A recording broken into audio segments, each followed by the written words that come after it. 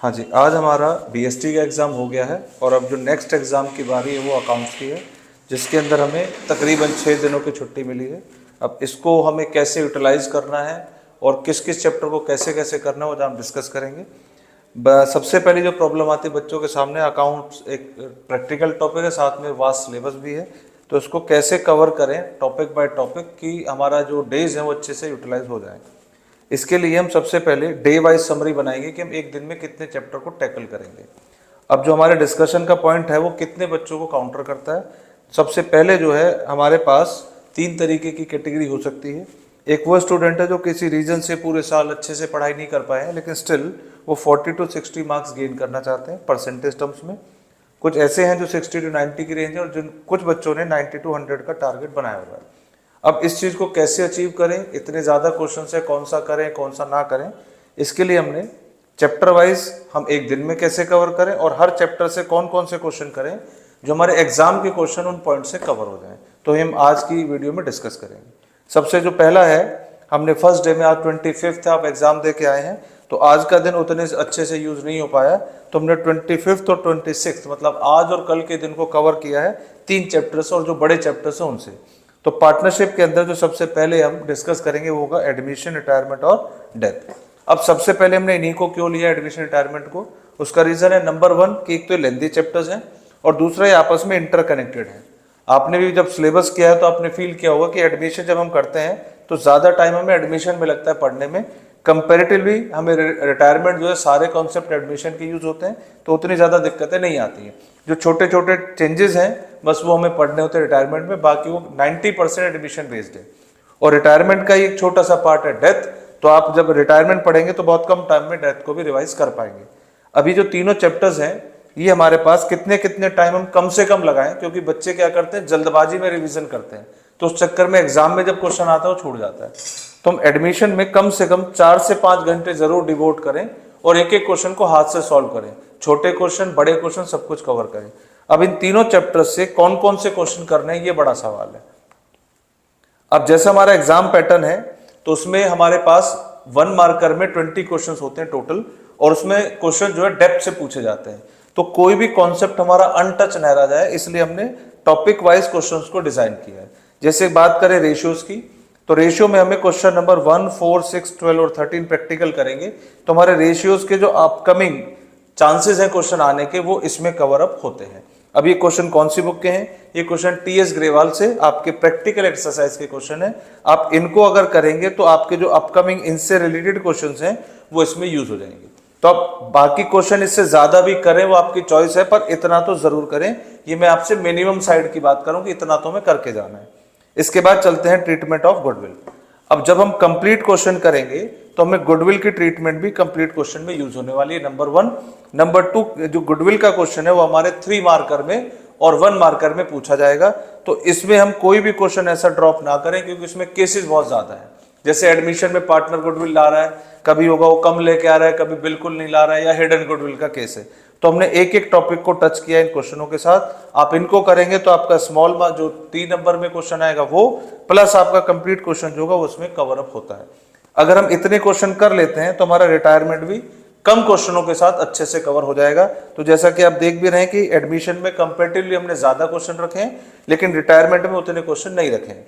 अब यहाँ पे जैसे रिटायरमेंट में चलेंगे तो अगेन आप पहले रेशियो से ही स्टार्ट करेंगे, जो आपने एडमिशन में पढ़े इसी तरीके से रेशियो आप पहले शुरू करेंगे रेशियो से, उसके बाद ट्रीटमेंट ऑफ गुडविल और लास्ट में करेंगे कंप्लीट क्वेश्चन। इसके अंदर एडजस्टमेंट ऑफ कैपिटल के क्वेश्चंस भी शामिल हैं। उसके बाद चलते हैं लास्ट में डेथ।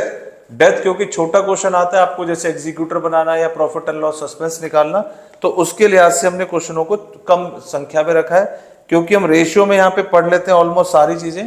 तो रिटायरमेंट और डेथ के जो रेशियोज हैं उसमें कोई भी चेंज नहीं है, दोनों सेम है। तो आप ये 2-3 क्वेश्चन अपनी बुक से जरूर कर लेंगे फॉर प्रैक्टिस पर्पज। गुडविल की बात करें तो रिटायरमेंट और डेथ में सेम वे से गुडविल ट्रीट होती है, जैसे आप जानते हैं गेनिंग टू, सेक्रीफाइसिंग और आउटगोइंग पार्टनर या डिसीज पार्टनर्स। फिर चलेंगे लास्ट में शेयर ऑफ प्रॉफिट, जो आपके प्रॉफिट के ऊपर और सेल्स के ऊपर बेस्ड है, जिससे सेल और प्रॉफिट से आप प्रॉफिट एंड लॉस सस्पेंस निकालते हैं। फिर लास्ट में आता है आपका एग्जीक्यूटर अकाउंट बनाना।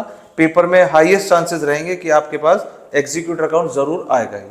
तो अगर हम इतने क्वेश्चन कर लेते हैं तो हम अपने जो बड़े चैप्टर्स हैं उनकी हायर साइड पे होंगे, और एटलीस्ट ये हमने जो 25-26 रखा है कि कुछ चैप्टर हम करना चाहें, जैसे एडमिशन आज करना चाहें आज कर सकते हैं, और कल शाम तक तो हम ये पूरा पोर्शन कवर कर ही लें। तो ये हम जो टाइम एवरेज टाइम लेके चल रहे हैं 10 से 12 घंटे का स्लॉट है। जैसे यहाँ 4 घंटे लिखे हैं तो किसी को 6 लग सकते हैं, 5 लग सकते हैं, तो आप अप्रोक्स 10 से 12 घंटे इन 3 चैप्टर को जरूर देंगे। ऐसा क्यों है? क्योंकि जो हमारी वॉल्यूम 1 है वो पार्टनरशिप है, और उसमें वॉल्यूम 1 कंप्लीट 36 मार्क्स की है। तो आप इसकी प्रैक्टिस में तो बिल्कुल भी कोई कमी नहीं छोड़ेंगे, क्योंकि ये पूरा का पूरा पेपर, आप कहीं से भी पेपर स्टार्ट करोगे, आपके पार्टनरशिप हर जगह पे छोटे छोटे पोर्शन में दिखेगी। पहले एमसीक्यू पोर्शन में आएगी, फिर आपके 3 मार्कर में आएगी। तो आपको पार्टनरशिप में कोई भी टॉपिक कम प्रैक्टिस के साथ नहीं जाना है, वरना आपको बाकी चैप्टर भी वो आपके हैम्पर करेगी। जब हम फर्स्ट डे पे इसको कंप्लीट कर लें, रिवीजन कर लें, तो हम सैंपल पेपर का ना वेट नहीं करेंगे, हम 3 घंटे वाला सैंपल पेपर करें। हमें क्या करना है, सीबीएसई का जो भी सैंपल पेपर हम यूज कर रहे हैं, मार्केट से जो भी सैंपल पेपर हम खरीद के प्रैक्टिस कर रहे हैं, उस सैंपल पेपर को उठाना है, और जो चैप्टर्स हमने पढ़े हैं, जस्ट अभी कवर रिवाइज किया है, क्योंकि हमने इतने क्वेश्चन कर लिए तो चीजें टिप्स पे आ गई होंगी। तो जब आप सैंपल पेपर को पिक करेंगे तो उसमें चाहे क्वेश्चन 1 मार्कर हो, 3 मार्कर हो, 6 मार्कर हो, आप उनको उठाइए और उठा के उनको सॉल्व करना शुरू कर दीजिए। पूरा पेपर सॉल्व करने की इनिशियल लेवल पे कोई भी जरूरत नहीं होगी। आप 3 चैप्टर्स के क्वेश्चन अंडरलाइन कर लें कि हमने चैप्टर रिवाइज किए हैं, और सिर्फ सैंपल पेपर में उन्हीं को सॉल्व करें, और अपने आप को स्कोर दे दें कि हमने इतने क्वेश्चन अटेम्प्ट कर लिए हैं। ये आपका डे 1 का काम होगा ऑन 26। फिर हम चलेंगे नेक्स्ट डे। नेक्स्ट डे पे 27 को हमने जो चैप्टर रखे हैं, पहले छोटे चैप्टर रखे हैं, जैसे change in profit sharing ratio. क्योंकि हमने ऊपर 3 चैप्टर कर लिए हैं, तो ऑलमोस्ट मेरा पीएसआर भी इसमें कवर हो गया है। तो इससे क्या हो रहा है, आप चैप्टर की डेप्थ तक जा रहे हैं, और कम क्वेश्चन करके भी ज्यादा आपकी प्रैक्टिस हो पाएगी। फिर आते हैं गुडविल पे, डिसोल्यूशन एंड फंडामेंटल। जो छोटे चैप्टर है रिलेटिवली रिवीजन में कम टाइम लेंगे, तो आप एक माइंडसेट बना के रखें, छोटे चैप्टर में ज्यादा टाइम खराब ना करें। तो हमने इनमें 1 आवर का टाइम रखा है, इससे आपको 2 घंटे भी लगते हैं, तो आप उसको जरूर लगाएंगे। डिसोल्यूशन की बात करें, आप अच्छे से टाइम लेंगे कि उसका क्वेश्चन कंपलसरी आएगा, चाहे वो fill in the blanks form में आए या कंप्लीट क्वेश्चन आए, तो आप अच्छे से कम 10 से 12 क्वेश्चन की रेंज जरूर लेंगे।